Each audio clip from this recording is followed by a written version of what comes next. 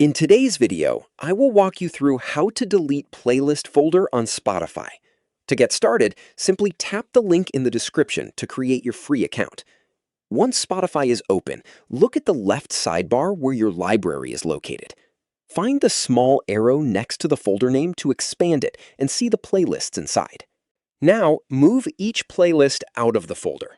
Click and drag a playlist title out of the folder, then drop it just above or just below the folder in the sidebar. As you drag, look for the thin line that shows where the playlist will be placed. If a playlist snaps into another folder by mistake, drag it again and drop it in the main list. Continue moving the playlists one by one until there is nothing left inside the folder. This only relocates the playlists. The playlists are not deleted and their contents do not change. If your sidebar is long, scroll is needed to find a clear place to drop each playlist. Once the folder is empty, you can remove it. Right-click the folder name in the sidebar or click the three dots next to it. When the menu appears, choose Delete. If a confirmation prompt appears, confirm the deletion. At this point, only the empty folder is being deleted.